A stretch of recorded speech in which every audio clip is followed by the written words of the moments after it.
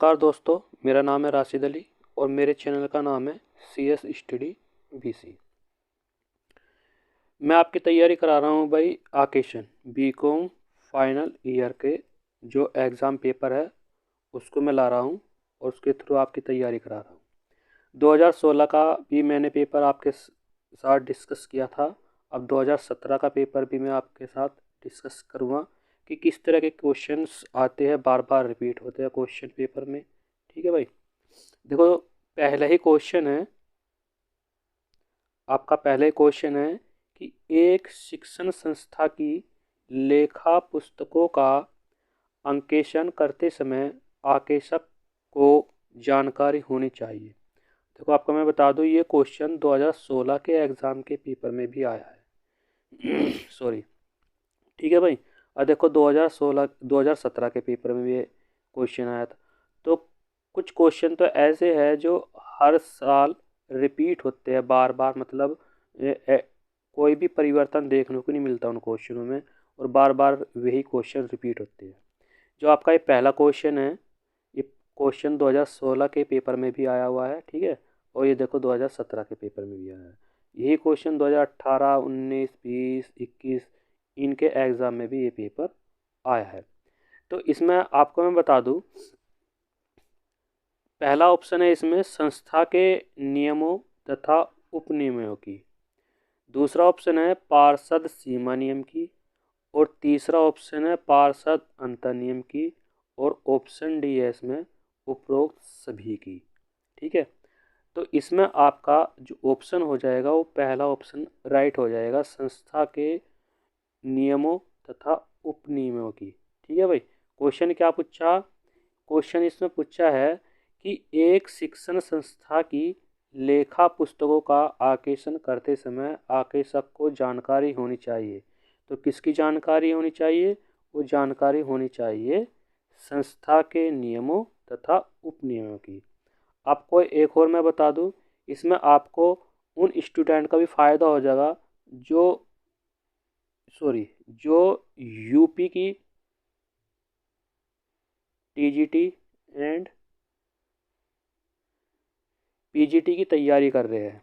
ठीक है भाई, यूपी TGT PGT की जो तैयारी कर रहे हैं, क्योंकि आकेशन जो एक सब्जेक्ट है बीकॉम फाइनल ईयर का, ठीक, उसमें से कम 15 क्वेश्चन इस सब्जेक्ट से आते हैं। ठीक है भाई, 15 क्वेश्चन। तो जो मैं पेपर लाया हूँ आपके लिए, 2016 का भी लाया हूँ, 2017 का भी लाया हूँ, और आपके लिए नोट्स भी तैयार कर रहा हूँ। ठीक है, तो उसमें आपके लिए बहुत ही हेल्पफुल मिले, क्योंकि A to Z ऐसे ही क्वेश्चंस पूछे जाते हैं एग्ज़ाम के अंदर, यूपी TGT PGT के अंदर। ठीक है भाई, तो उन स्टूडेंट को लिए भी बहुत ही सबसे ज़्यादा हेल्पफुल मिलेगी, क्योंकि 15 क्वेश्चन एकदम सेम टू सेम इसी सब्जेक्ट से देखने को मिलेंगे। किसी भी प्रकाशन की बुक उठा लेना, उसमें आपको आकेशन की तैयारी नहीं मिलने की देखने के लिए। आकेशन को रख ही नहीं रखा। ठीक है भाई, आप ढूंढते रह जाओगे कि ये बुक कहाँ मिलेगी, ये बुक कहाँ मिलेगी।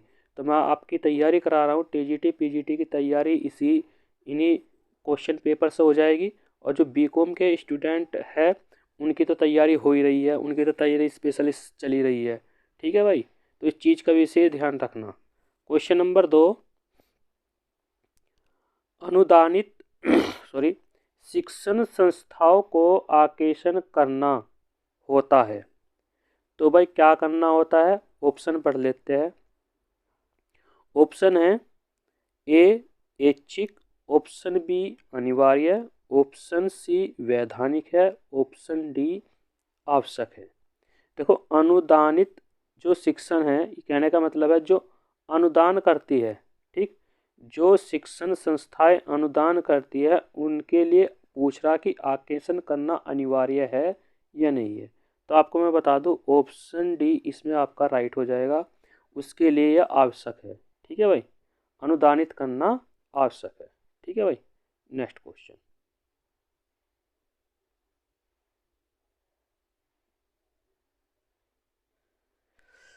नेक्स्ट क्वेश्चन है क्वेश्चन नंबर 3, खातों में जालसाजी करने पर आकेशक को अधिकतम कितने वर्ष कैद की सज़ा हो सकती है?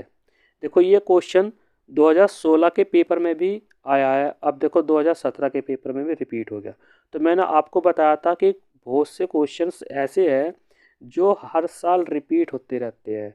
तो स्टूडेंट को इन क्वेश्चनों पर खास का ध्यान रखना होगा कि कौन कौन से क्वेश्चन हर बार रिपीट होते हैं, जिससे हमारे अंक अधिक से अधिक आए और अच्छा स्कोर प्राप्त करें हम। ठीक है भाई। तो ऑप्शन नंबर ए 10 वर्ष, ऑप्शन नंबर बी 7 वर्ष, ऑप्शन नंबर सी 5 वर्ष, ऑप्शन नंबर डी 3 वर्ष। तो मैं आपको बता दूं, जो जालसाजी करने पर आकेशन को सज़ा मिलती है वह अधिकतम 7 वर्ष। ठीक है भाई। Next question, question number 4। Company की लेखा पुस्तकों को कम से कम कितनी अवधि के लिए सुरक्षित रखना होता है। ठीक है भाई। देखो आपको मैं बता दूं, जो कंपनी के अंदर खाते तैयार होते हैं उनको रखने के लिए कितने वर्ष, मतलब कितने वर्ष तक रख सकते हैं, उसके बाद हम उसको कुछ भी कर सकते हैं। वैसे तो डाटा जितना भी अधिकतम वर्षों तक रखा जाए वो बेहतर है, उससे हमें पता रहता है कि भाई किसने हमारे साथ गड़बड़ की है किसने नहीं की है। ठीक है भाई। ऑप्शन ए है इसमें 3 वर्ष, ऑप्शन बी है 5 वर्ष, ऑप्शन सी है 7 वर्ष और ऑप्शन डी है 8 वर्ष। तो देखो कंपनी के जो लेखे है, ठीक, लेखा पुस्तकों को कम से कम 8 वर्ष रखना आवश्यक है, सुरक्षित रख सकते हैं 8 वर्ष तक। ठीक है, क्योंकि कभी भी हम इसकी जांच पड़ताल कर सकते हैं, गवर्नमेंट या सरकार इसकी जांच पड़ताल करवा सकती है। ठीक है भाई। Next question, question number 5। भारतीय चार्टेड अकाउंटेंट संस्थान ICAI द्वारा जारी मानकों की संस्था है। Option A 35, option B 40, option C 20, option D 25। ठीक है भाई। तो इसमें पूछा जो स्टैंडर्ड मानक है, क्या है भाई, जो स्टैंडर्ड मानक है यानी कि AS, उनकी संख्या कितनी है, यानी कि लेखांकन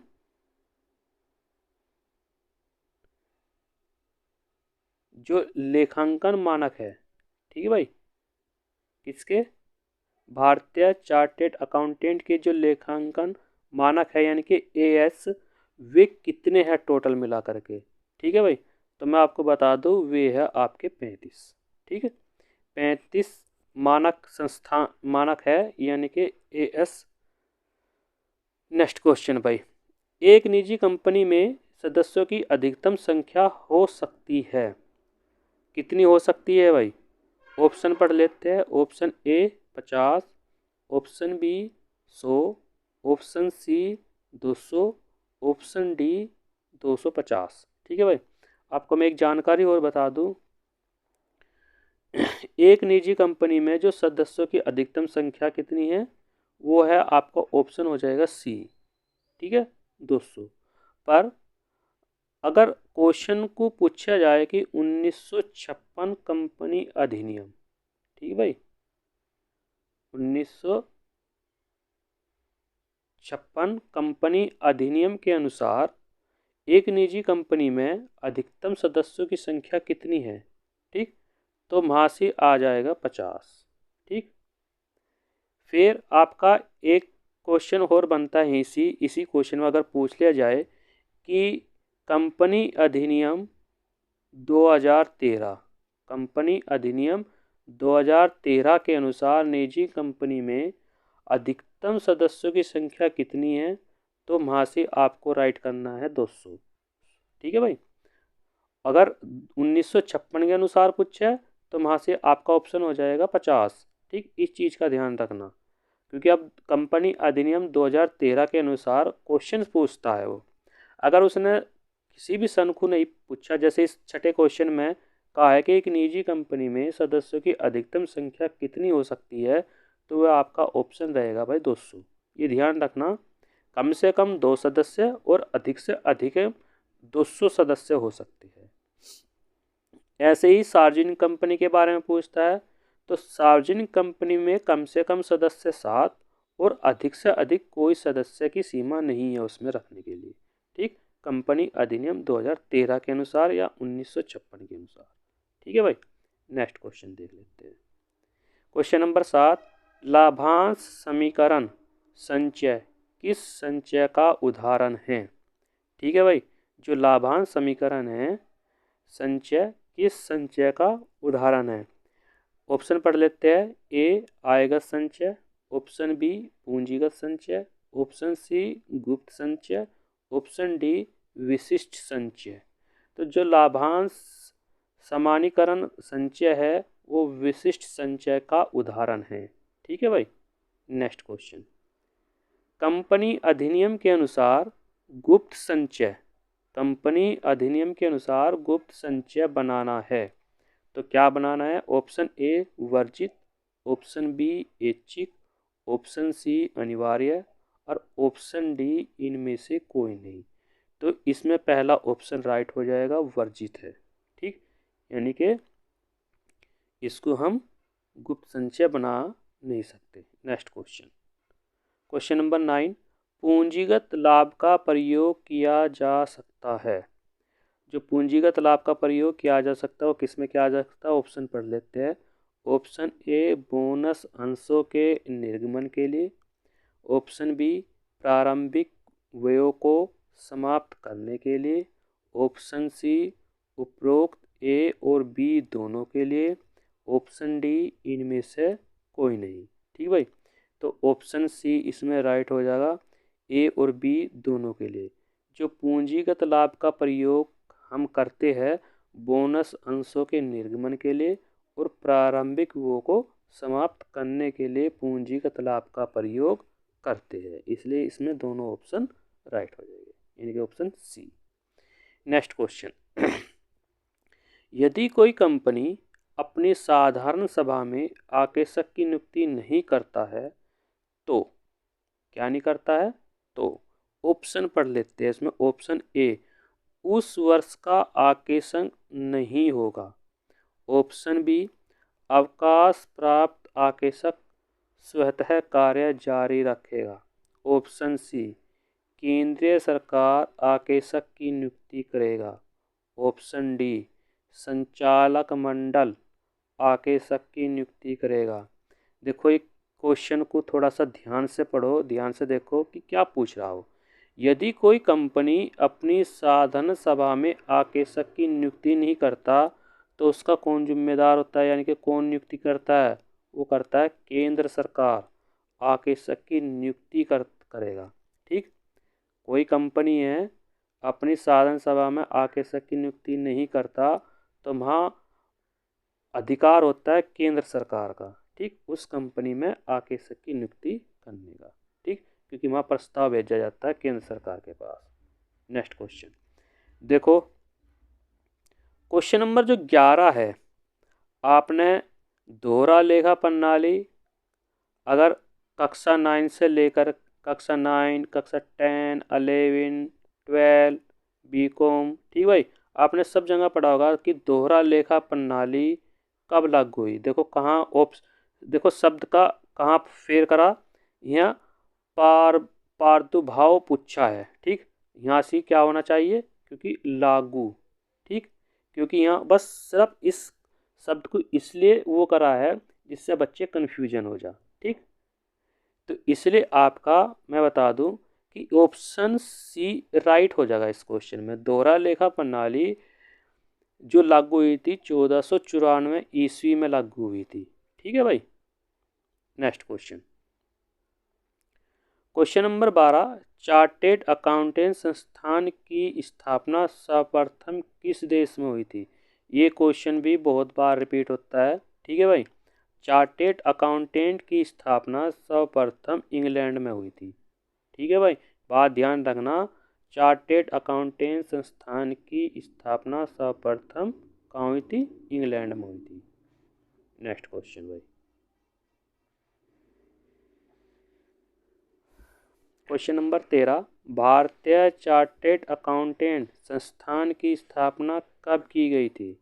ठीक है भाई, भारतीय चार्टेड अकाउंटेंट की स्थापना किस सन में की गई थी? ऑप्शन देख लेते हैं। ऑप्शन ए 1 जुलाई 1948, बी ऑप्शन है 1 जुलाई 1949, सी ऑप्शन है 1 जुलाई 1950 और डी ऑप्शन है 1 जुलाई 1951। तो इसमें आपका बी ऑप्शन राइट हो जाएगा 1 जुलाई 1949। ठीक भाई, 1 जुलाई 1949 को भारतीय चार्टेड अकाउंटेंट संस्थान की स्थापना हुई थी। नेक्स्ट क्वेश्चन भाई, क्वेश्चन नंबर 14। एक कंपनी में कौन आकेशक के रूप में नियुक्त हो सकता है? अब कौन हो सकता है, ऑप्शन पढ़ लेते हैं।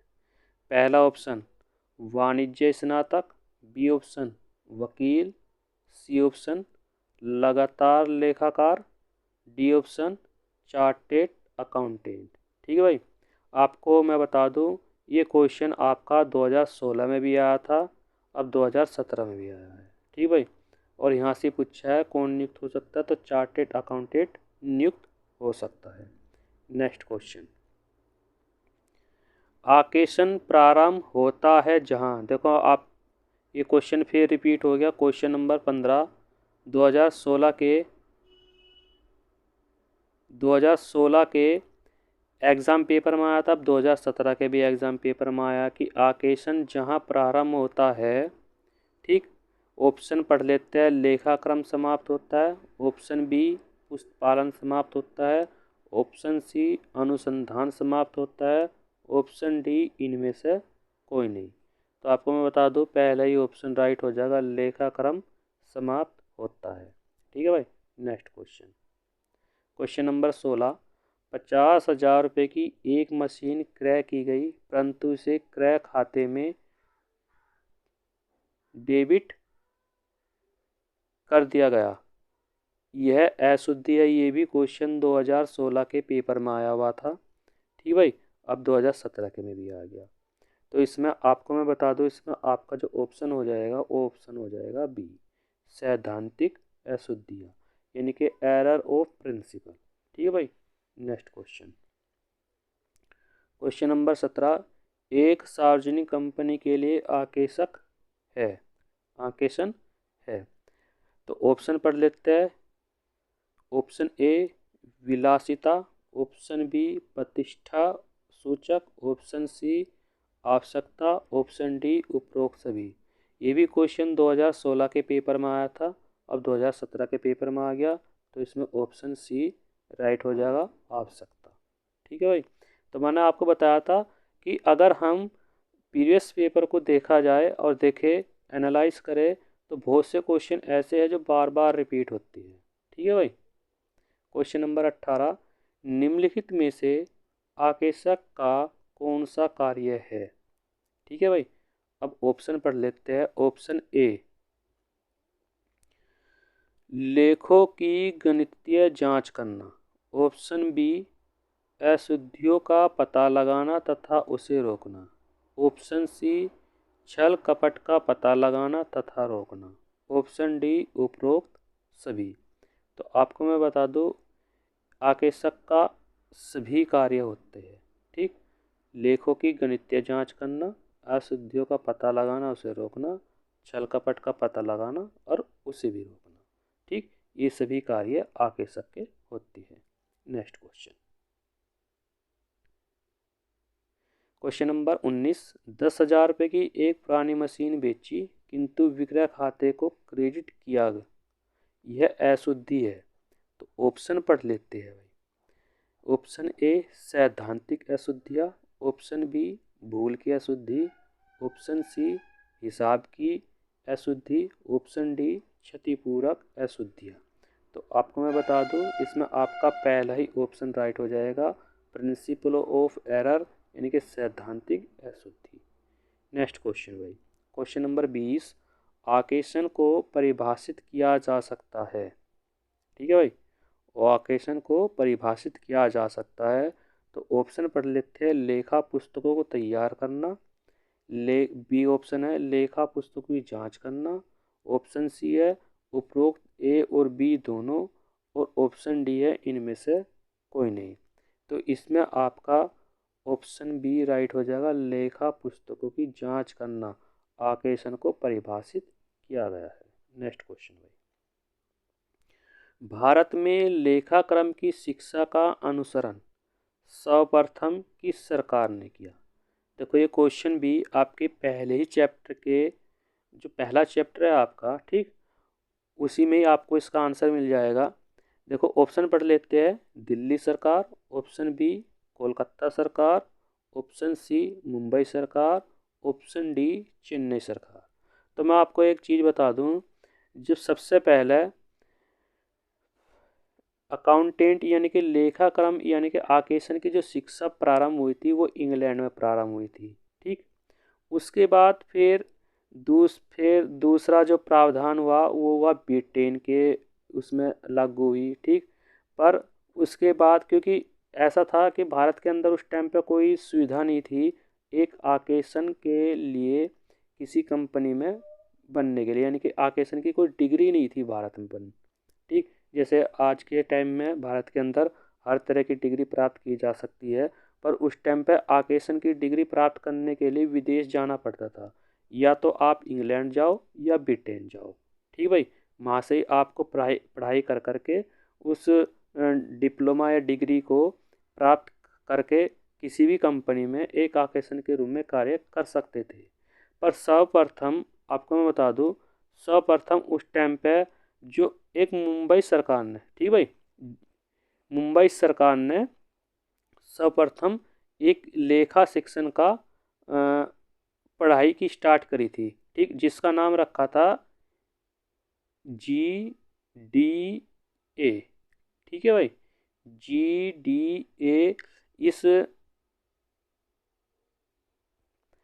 इस डिग्री का नाम था GDA, यानी कि गवर्नमेंट डिप्लोमा आकेशन ऑडिटर, ठीक है भाई, इसका नाम रखा था। तो वो मुंबई सरकार ने सबसे पहले स्टार्ट किया था, ठीक है भाई, मुंबई सरकार ने। क्वेश्चन नंबर 22, एक आकेशक होना चाहिए। अब क्या होना चाहिए? देखो 2016 के पेपर में भी ये क्वेश्चन आया था। ऑप्शन ए चतुराई, ऑप्शन बी ईमानदारी, ऑप्शन सी नैतिकता, ऑप्शन डी उपरोक्त सभी। तो मैं आपको बता दूं, इसमें आपका ऑप्शन डी राइट हो जाएगा, क्योंकि इसमें सभी गुण होने चाहिए। एक आकेशन होना चाहिए, चतुराई भी होनी चाहिए उसके अंदर, ईमानदारी भी होनी चाहिए और नैतिकता भी होनी चाहिए, यानी कि उसके अंदर ये सभी गुण होने चाहिए।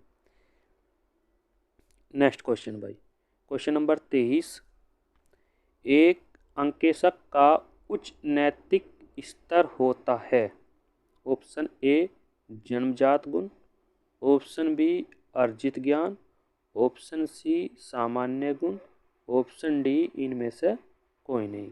तो आपको मैं बता दूं, इसमें आपका ऑप्शन ए राइट हो जाएगा, जन्मजात गुण, ठीक है भाई। नेक्स्ट क्वेश्चन भाई, क्वेश्चन नंबर 24, कर की चोरी से सुरक्षा प्रदान करना आकेशन का उद्देश्य है, ठीक है भाई। कर की चोरी से सुरक्षा प्रदान करना आकेशन का उद्देश्य है। ऑप्शन पढ़ लेते हैं इसमें। मुख्य उद्देश्य, ऑप्शन बी सामाजिक उद्देश्य, ऑप्शन सी सहायक उद्देश्य, ऑप्शन डी इनमें से कोई नहीं, ठीक। आपको मैं बता दूं, इसमें आपका बी ऑप्शन राइट हो जाएगा, सामाजिक उद्देश्य, ठीक है भाई। नेक्स्ट क्वेश्चन, क्वेश्चन नंबर 25, एक पनवारी के लिए आकेशन होता है। क्या पूछा है भाई? एक पनवारी के लिए आकेशन होता है। ऑप्शन पढ़ लेते हैं। ऑप्शन ए आवश्यक है, ऑप्शन बी विलासिता है, ऑप्शन सी मितव्ययी है, ऑप्शन डी इनमें से कोई नहीं। देखो इसमें आपको मैं बता दूं, ऑप्शन बी इसमें राइट हो जाएगा, विलासिता है, ठीक है भाई। ऑप्शन क्वेश्चन नंबर 26, देखो ये भी 2016 के एग्जाम के पेपर में आया था, ठीक। मैंने आपको पहले बताया था, बहुत से क्वेश्चन ऐसे हैं जो बार बार रिपीट होते हैं, ठीक है भाई। ऑप्शन ए पढ़ लेते हैं, माल का गबन, ऑप्शन सी श्रम का गबन, ऑप्शन सी संपत्ति का गबन। इसमें ऑप्शन सी राइट हो जाएगा भाई, ठीक। ऑप्शन सी राइट हो जाएगा, संपत्ति का गबन हो जाएगा, ठीक है भाई। नेक्स्ट क्वेश्चन पढ़ लेते हैं, क्वेश्चन नंबर 27, एक आकेशक होता है। अब क्या होता है वह, ऑप्शन पढ़ लेते हैं। ए रखवाली करने वाले कुत्ते की तरह, ऑप्शन बी शेर की तरह, ऑप्शन सी शिकारी कुत्ते की तरह, ऑप्शन डी लवारिस कुत्ते की तरह। ये भी क्वेश्चन आपका 2016 में आया था, अब 2017 में आ गया। इसमें पहला ऑप्शन राइट हो जाएगा, रखवाली कुत्ते की तरह। ठीक भाई, एक आकेशन होता है रखवाली कुत्ते की तरह। ऑप्शन सॉरी क्वेश्चन नंबर 26, ये भी देखो क्वेश्चन आपका दोबारा रिपीट हो गया। सामान्यतः एक छोटे एकल व्यापार में आकेशन की आवश्यकता नहीं, क्योंकि ऑप्शन पढ़ लेते हैं। यह वैधानिक रूप से अनिवार्य नहीं है, ऑप्शन बी इसका क्षेत्र सीमित है, ऑप्शन सी इसके स्वामी का इस पर पूर्ण नियंत्रण होता है, ऑप्शन डी इनमें से कोई नहीं। ठीक भाई, तो इसमें आपको मैं बता दूं, इसमें आपका ऑप्शन सी राइट हो जाएगा, इसके स्वामी इस पर पूर्ण नियंत्रण होता है। नेक्स्ट क्वेश्चन भाई, क्वेश्चन नंबर 29, छल कपट को रोकना आकेशन का डैश उद्देश्य है। ठीक है भाई, ऑप्शन ए पढ़ लेते हैं, प्रमुख, ऑप्शन बी सहायक, ऑप्शन सी सामाजिक, ऑप्शन डी इनमें से कोई नहीं। तो इसमें ऑप्शन बी राइट हो जाएगा, सहायक। ठीक है भाई, नेक्स्ट क्वेश्चन पढ़ लेते हैं। नेक्स्ट क्वेश्चन, क्वेश्चन नंबर 30, आकेशन कार्य पत्र संपत्ति होती है। ऑप्शन ए पढ़ लेते हैं, व्यापार की स्वामी, ऑप्शन डी संचालकों की, ऑप्शन सी प्रबंधकों की, ऑप्शन डी आकेशक की। तो इसमें आपका डी ऑप्शन राइट हो जाएगा। ठीक है भाई, नेक्स्ट क्वेश्चन, क्वेश्चन नंबर 31, व्यक्तिगत आकेशन होता है।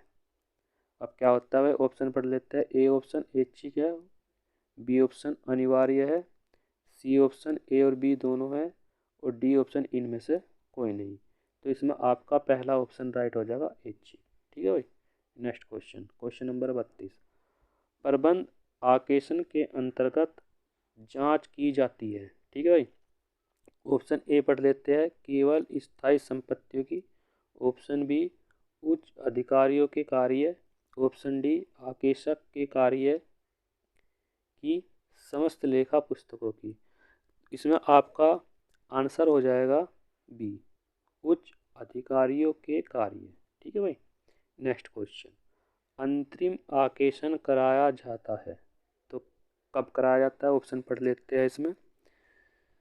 ऑप्शन ए वर्ष के प्रारंभ में, ऑप्शन बी वर्ष के अंत में, ऑप्शन सी वर्ष के मध्य में, ऑप्शन डी इनमें से कोई नहीं। ठीक भाई, तो इसमें इसका आंसर जो हो जाएगा वो हो जाएगा वर्ष के मध्य में। ठीक भाई, नेक्स्ट क्वेश्चन, निम्नलिखित में से कौन सा अंकेशन पूरे वर्ष चलता रहता है।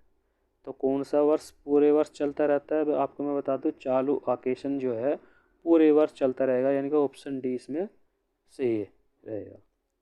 क्वेश्चन नंबर 35, जहां आंतरिक जांच पद्धति संतोषजनक नहीं है वहां आकेशन की पद्धति उपयुक्त रहती है। तो इसमें देख लेते हैं भाई, क्वेश्चन नंबर 35 में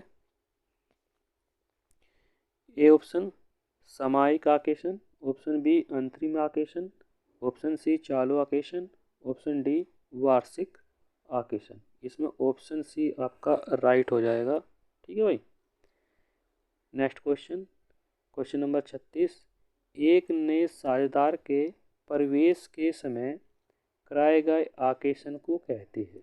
ठीक है भाई, ऑप्शन पढ़ ले, आकस्मिक आकेशन, ऑप्शन बी आंशिक अंकेशन, ऑप्शन सी परिमाप आकेशन, ऑप्शन डी उपरोक्त सभी। ठीक है भाई, तो इसमें आपको मैं बता दूं, इसमें आपका पहला ही ऑप्शन राइट हो जाएगा। नेक्स्ट क्वेश्चन, कंपनी का विशेष आकेशन कौन करता है। तो इसमें आपका पूछा है कि कंपनी का विशेष आकेशन कौन करता है, तो इसमें कंपनी का विशेष आकेशन केंद्रीय सरकार के द्वारा हो जाएगा। ठीक है भाई, नेक्स्ट क्वेश्चन, भारतीय चार्टेड अकाउंटेंट संस्थान है तो भाई कैसी संस्थान है, सहकारी संस्थान है, निजी संस्थान है, स्वायत्त संस्थान है, या इनमें से कोई नहीं। तो आपको मैं बता दूं ऑप्शन सी राइट हो जाएगा, स्वायत्त संस्थान है। नेक्स्ट क्वेश्चन, क्वेश्चन नंबर 39, निम्नलिखित में से कौन सा श्रम विभाजन के सिद्धांत पर आधारित है? तो इसमें आपका ऑप्शन डी राइट हो जाएगा भाई, इसमें आंतरिक नियंत्रण के आधार पर। ठीक है भाई। क्वेश्चन नंबर 40, एक चार्टेड अकाउंटेंट के काम प्राप्त करने के लिए गस्ती पत्र भेजा उत्तरदायी होगा। तो इसमें आपका पहला ही ऑप्शन राइट हो जाएगा, व्यावसायिक दुराचरण के लिए। ठीक भाई, व्यावसायिक दुराचरण के लिए हो जाएगा। नेक्स्ट क्वेश्चन, क्वेश्चन नंबर 41, परीक्षण जांच के अंतर्गत ऑप्शन पर लेते हैं। ए, सभी लेखा पुस्तकों की जांच की जाती है। ऑप्शन बी, विशिष्ट लेखा पुस्तकों की जांच की जाती है। ऑप्शन सी, उपरोक्त ए और बी दोनों। और ऑप्शन डी, इनमें से कोई नहीं। ठीक भाई, तो इसमें आपका ऑप्शन बी राइट हो जाएगा, विशिष्ट लेखा पुस्तकों की जांच की जाती है। ठीक है भाई। नेक्स्ट क्वेश्चन, नैतिक जांच किसके द्वारा की जाती है? देखो ये भी 2016 के बहुत ऐसे क्वेश्चन है जो 2016 के क्वेश्चंस यानी कि 2017 में रिपीट हो रहे हैं। क्वेश्चन नंबर 42 है कि नैतिक जांच किसके द्वारा की जाती है? ऑप्शन ए, आकेशकों के द्वारा। ऑप्शन बी, प्रबंधकों के द्वारा। ऑप्शन सी, संस्था के कर्मचारियों द्वारा। ऑप्शन डी, उपरोक्त सभी के द्वारा। तो इसमें आपका ऑप्शन सी राइट हो जाएगा भाई, संस्था के कर्मचारियों द्वारा। ठीक है भाई। नेक्स्ट क्वेश्चन, आकेशन कार्यक्रम होना चाहिए। ए, लोचदार। बी, स्पष्ट। सी, विस्तृत। और डी, उपरोक्त सभी। तो इसमें मैं आपको बता दूं, इसमें ऑप्शन डी आपका राइट हो जाएगा, उपरोक्त सभी। ठीक है भाई। नेक्स्ट क्वेश्चन पढ़ लेते हैं, निम्नलिखित में कौन श्रम विभाजन के सिद्धांत पर आधारित होता है? तो इसमें ऑप्शन नंबर ए आपका राइट हो जाएगा, आंतरिक निरीक्षण के द्वारा। क्वेश्चन नंबर 45, आंतरिक आकेशन के रूप में कैसे कर्मचारियों को नियुक्त किया जाता है? ठीक है भाई, कैसे कर्मचारियों को नियुक्त किया जाता है? तो इसमें आपको मैं बता दूं, ऑप्शन सी ही इसमें राइट हो जाएगा, जो लेखा पुस्तकों से संबंधित नहीं होते किंतु लेखांकन में ईमानदार होते हैं, ऐसे कर्मचारियों की नियुक्ति की जाती है आंतरिक आकेशन के लिए। ठीक है भाई, ये ध्यान रखना। नेक्स्ट क्वेश्चन, क्वेश्चन नंबर 46, एक आंतरिक आकेशन होता है। एक आंतरिक आकेशन होता है तो किस तरह का होता है भाई? इसमें आपका वैसे तो आंसर हो जाएगा स्थायी कर्मचारी। ठीक है। नेक्स्ट क्वेश्चन, प्रमाण के अंतर्गत जांच की जाती है। प्रमाण के अंतर्गत जो जांच की जाती है तो वो जांच की जाती है प्रारंभिक लेखा पुस्तकों की। ठीक है भाई। नेक्स्ट क्वेश्चन, क्वेश्चन नंबर 48, प्रमाणों की जांच करना किसके कार्य क्षेत्र के अंतर्गत आता है? ठीक है भाई, किसके क्षेत्र के अंतर्गत आ जाएगा? वो आ जाएगा प्रमाण के अंतर्गत। ऑप्शन डी राइट हो जाएगा इसमें। नेक्स्ट क्वेश्चन, ठीक है भाई। क्वेश्चन नंबर 49, निम्नलिखित में से कौन सही है? ठीक है, क्या पूछ रहा, कौन सही है? तो ऑप्शन पढ़ लेते हैं।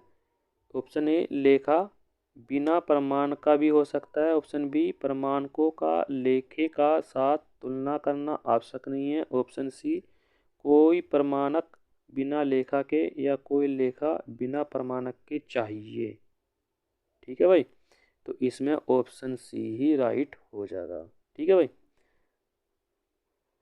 क्वेश्चन नंबर आपका है भाई 50, प्रत्येक प्रमाण का हस्ताक्षर होने चाहिए। किसके हस्ताक्षर होने चाहिए भाई? तो इसमें हस्ताक्षर होने चाहिए आपके, क्वेश्चन नंबर आपका इसमें डी हो जाएगा। ठीक भाई, उत्तरदायी व्यक्ति। तो भाई देखो, वैसे तो आपका ये बहुत काफ़ी लंबी वीडियो बन जाएगी। अगर मैं 100 क्वेश्चन को एक साथ लेकर चलूँ तो मैं आज 50 तक क्वेश्चन लेकर के इस वीडियो में चलता हूँ, क्योंकि ज़्यादा लंबी वीडियो हो जाएगी। बाकी के नेक्स्ट 50 क्वेश्चन अगली वीडियो में मैं जल्दी ही लाऊंगा। ठीक है भाई, तो मेरा चैनल को सब्सक्राइब कर लीजिए। ठीक है भाई, और मेरे चैनल का नाम है CS स्टडी BC।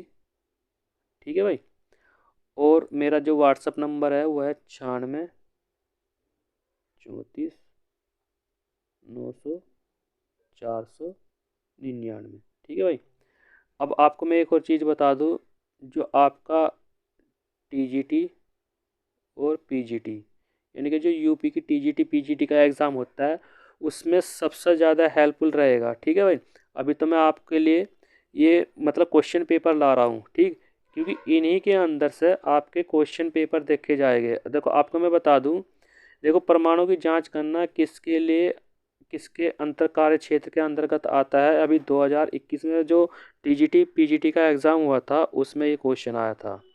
ठीक है भाई, एक इस तरह के क्वेश्चन बहुत आए थे, कई क्वेश्चन थे, ठीक, कि ODR शब्द को क्या अर्थ है। ठीक, तो ODR शब्द का अर्थ है सुनना। ठीक, 2021 के एग्ज़ाम के पेपर में इस तरह का क्वेश्चन आया था। तो इन जो मैं पेपर ला रहा हूँ इन पेपरों से भी बहुत कुछ हेल्प मिलेगी, यानी कि क्वेश्चन जो कि तो आपकी तैयारी हो जाएगी। और मैं लिखित अपने हैंड राइटिंग से आकेशन सब्जेक्ट की मतलब नोट्स तैयार कर रहा हूँ, वो भी मैं आपके लिए प्रोवाइड कराऊंगा। ठीक है भाई, थैंक यू, नमस्कार।